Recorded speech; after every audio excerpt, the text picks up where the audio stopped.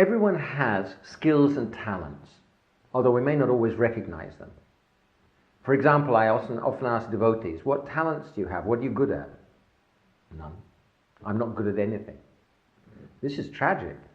Everybody has God-given talents, and it's really important to recognize our talents and work in that area. And it's important for communities to help their members to recognize their talents and to help them engage in that area. So, transferable skills are skills and talents that we have which we can use in different situations. For example, I took a counseling course a long time ago, and I learned to listen.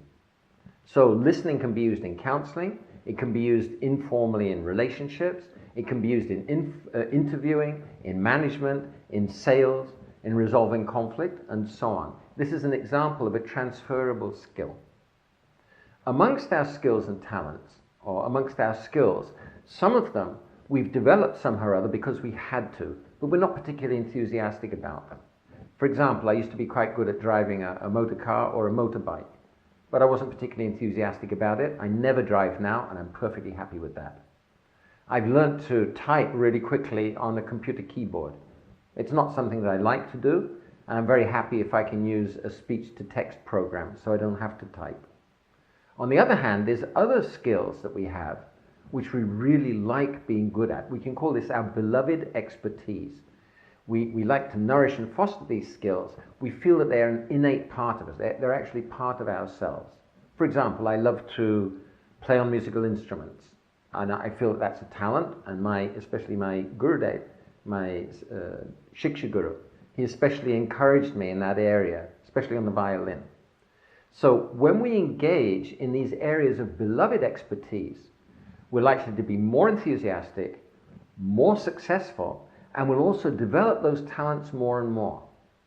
It's a general rule that if somebody engages for 10,000 hours in the area of their talent, they'll become world class. 10,000 hours, that sounds a lot. That's like 3 hours a day for 10 years. To become world class, it's not such a high price to pay.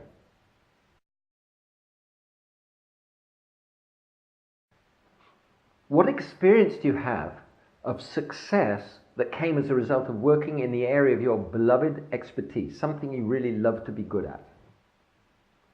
What experience do you have of working at something that you're good at but not particularly enthusiastic for? What were the results in terms of satisfaction and success? What are your talents? What is your beloved expertise? What are your developed talents? Write them down. What would happen? Imagine what would happen if you engaged in the area of your beloved expertise consistently over a considerable period of time. Would you like that to happen?